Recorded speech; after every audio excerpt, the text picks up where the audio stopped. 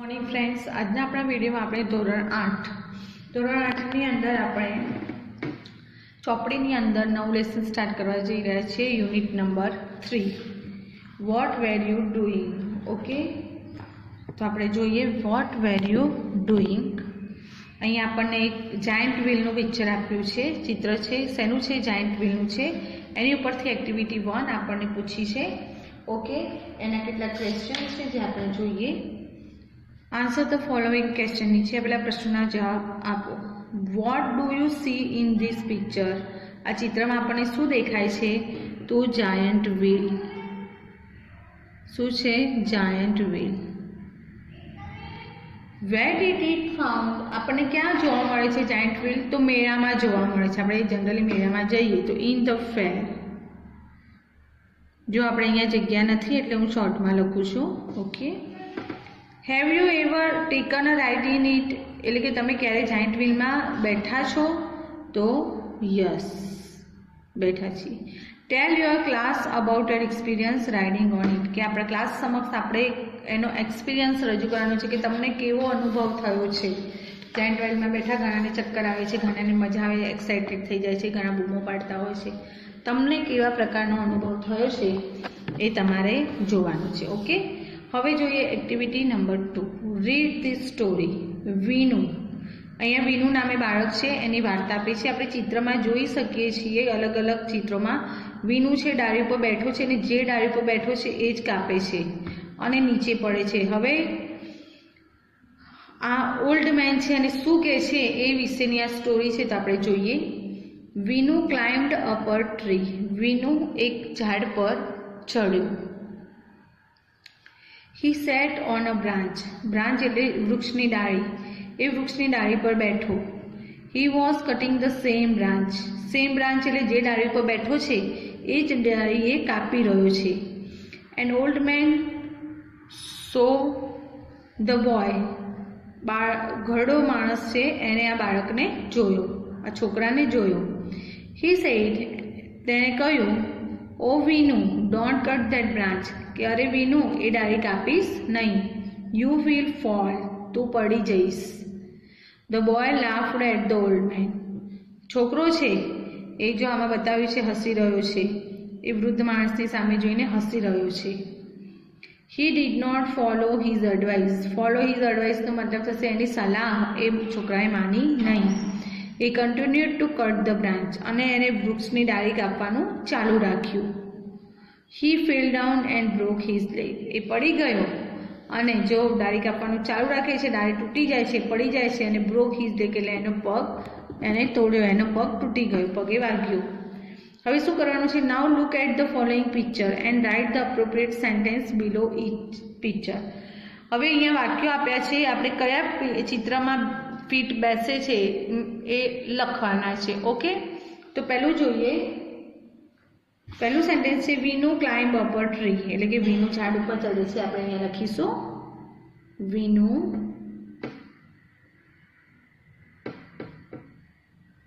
Climb up a tree. He sat on a branch. તો એ પણ અહીંયા આવશે કે he sat on a branch. અને પછીનું સેન્ટેન્સ છે he was cutting the same branch. અને એ જ બ્રાન્ચ કાપી રહ્યો છે એટલે એ પણ અહીંયા લખીશું કે he was cutting the same branch.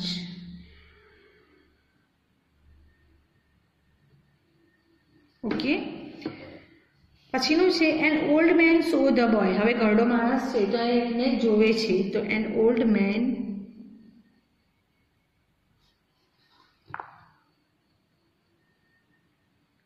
So the boy. So the boy, છોકરાને દેખે છે માણસ. He said, oh Vinu, don't cut the branch. તો અહીંયા એ કહેતો જણાય છે કે આ ઓલ્ડ મેન બોલી રહ્યો છે કે ડાળી કાપીશ નહીં. તો એ સેન્ટેન્સ આવશે અહીંયા કે he sad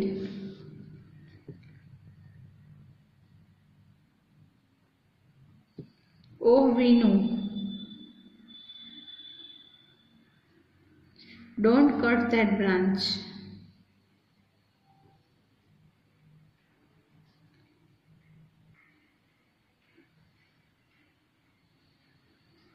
You will fall. એ પણ આપણે અહીંયા લખીશું. આ વાક્ય આખું છે અવતરણ ચિહ્ન સુધીનું, એટલે આમાં જ આવી જશે you will fall, કે તું પડી જઈશ. ઓકે, પછી છે the boy laughed at the old man. અહીંયા બાળક હસી રહ્યું છે એટલે આપણે એ સેન્ટેન્સ અહીંયા લખીશું કે the boy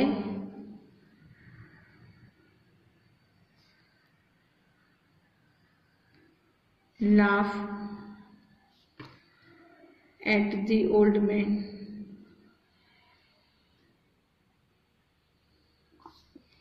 પછી છે he did not follow his advice, અને એની સલાહ માનતો નથી. he did not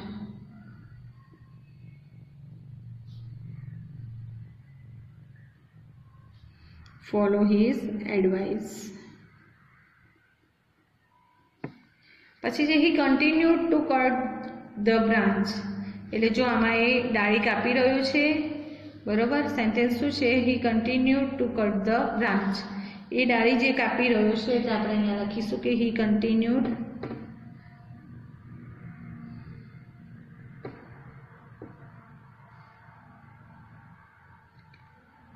to cut the branch.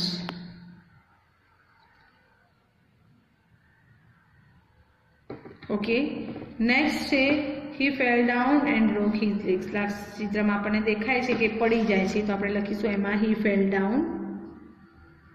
He fell down and broke his leg. Broke his leg. એનો પગ તૂટી જાય છે. ઓકે, એના પછી આપણને આપી છે એક્ટિવિટી નંબર 3. એક્ટિવિટી નંબર 3 ની અંદર છે આપણું લેસન. એક્ટિવિટી નંબર 3 માં લેસન છે અને આપણને આપ્યો છે પત્ર, લેટર આપ્યું છે. કોણ છે? અહીંયા બે વ્યક્તિ આપી છે, એક છે મીના અને એક છે ટીના. ટીના પત્ર લખી રહી છે એની ફ્રેન્ડ મીનાને. આપણે જોઈએ પહેલાં શું છે. Read the following letter. Tina lives in a town called Halol. Tina હાલોલમાં રહે છે. It is surrounded by small villages and it is not far from Vadodara. Surrounded એટલે ચારે બાજુ ઘેરાયેલી છે, કે એની ચારે બાજુ શું છે? નાના નાના ગામડાઓ છે. અને નોટ ફાર ફ્રોમ વડોદરા, તે વડોદરાથી દૂર નથી. લાસ્ટ મંથ, ગયા અઠવાડિયે, Tina visited a village fair near Halol. Tina એ હાલોલની નજીક વિલેજ ફેર એટલે ગામડામાં મેળે ગઈ. આફ્ટર અ ફ્યુ ડેઝ, થોડા સમય પછી, she visited a trade fair in Vadodara. Trade fair એટલે વેપાર મેળો, વેપાર વાણિજ્યને લગતી જે વસ્તુઓ મળતી હોય એવો મેળો, ત્યાં એ વડોદરામાં ગઈ. She wrote a letter to her friend Meena who lives in Bhuj. અને એના વિશેની માહિતી આપવા માટે રોટ અ લેટર, એને પત્ર લખ્યો છે એની ફ્રેન્ડ મીનાને, કે એ ટ્રેડ ફેરમાં ગઈ અને એ વિલેજ ફેરમાં ગઈ. વિલેજ ફેર એટલે આપણે જનરલી ગામમાં કોઈ તહેવાર ઉત્સવના સમયે જે મેળા ભરાય છે, તો એવા મેળાઓમાં, અને ટ્રેડ ફેર એટલે વેપાર મેળામાં બે જગ્યાએ ગઈ. બંને જગ્યાએ એને શું જોયું, બંને જગ્યાએ જોયું, એમાં કઈ વસ્તુઓમાં ડિફરન્સ હતો, કઈ વસ્તુ હતી જે ફક્ત ટ્રેડ ફેર એટલે કે વેપાર મેળામાં હતી, એ વિશેની માહિતી આ પત્રમાં આપી છે. પત્ર આપણે શીખી ગયા છે, આપણે 2 પત્ર કર્યા છે, એટલે તમને ખ્યાલ જ છે ઓકે કે કઈ રીતે લખાય છે. તો અહીંયા પહેલાં જે વ્યક્તિ પત્ર લખે છે એનું સરનામું છે તો હાલોલ. ટીના હાલોલમાં રહે છે એટલે હાલોલ. 25 જાન્યુઆરી 2014, 25મી જુલાઈ 2014ના દિવસે આ પત્ર લખાયેલો છે. પછી જેને પત્ર લખીએ છીએ એનું નામનું સંબોધન ડિયર મીના, પછી પત્રની શરૂઆત થાય છે. Thank you for your letter of 15 જુલાઈ. 15મી જુલાઈએ મીનાનો લેટર એને મળ્યો હતો કે એના માટે આભાર. I was happy to read about your visit to Dholavira. Meena ક્યાં જઈ રહી હતી? ધોળાવીરા જઈ રહી હતી અને એને પોતાની મુલાકાત વિશેનો પત્ર લખ્યો હતો. તે કહે છે કે એ તારે ધોળાવીરાની મુલાકાત વિશે વાંચી અને મને ખુશી થઈ. I visited two different fairs last month. ગયા મહિને મેં 2 અલગ અલગ મેળાની મુલાકાત લીધી. And I wanted to tell you about them. અને હું બંને વિશે તારે તારી સાથે વાત કરવા માંગુ છું, તને કહેવા માંગુ છું. First I visited a village fair. સૌથી પહેલાં મેં એક ગામના મેળાની મુલાકાત લીધી. Between Halol and Pavagadh. પાવાગઢ અને હાલોલની વચ્ચે એક વિલેજ ફેરની મુલાકાત લીધી. We went there in an auto rickshaw. અમે ત્યાં ઓટો રિક્ષામાં એટલે કે રિક્ષા દ્વારા ગયા. There were two small temples outside a small village. There were two small temples outside a small village. ત્યાં ગામની બહાર શું હતું? ટુ સ્મોલ ટેમ્પલ્સ, બે નાના મંદિરો હતા ગામની બહાર. I went there with my parents. હું ત્યાં મારા માતા પિતા સાથે ગયો. We reached there in the evening. અમે ત્યાં સાંજે પહોંચ્યા. The open ground between the two temples was full of people. કે બે મંદિરો વચ્ચે જે મેદાન હતું એ લોકોથી ફૂલ ભરેલું હતું. There were many shops, toy shops, sweet shops and colorful bazaar of household items. ત્યાં શું હતું?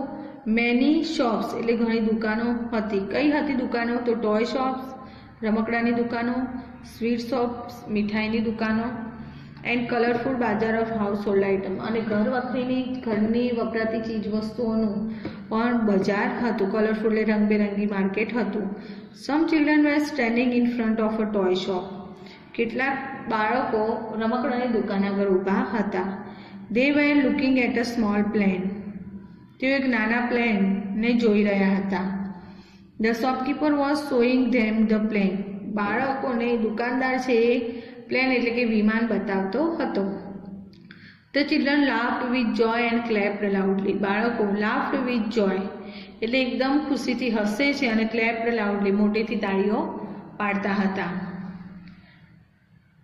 We also saw a merry-go-round and a giant wheel. merry-go-round એટલે જે ગોળ ગોળ ચકડોળ ફરે છે એને કહેવામાં છે merry-go-round, અને એમ ઉપર નીચે થાય છે એને giant wheel. અમે ત્યાં ચકડોળ અને giant wheel એટલે કે મોટું ચકડોળ આવે છે એ પણ જોયા. The merry-go-round was quite small. merry-go-round એકદમ નાનું હતું. But the giant wheel was really huge.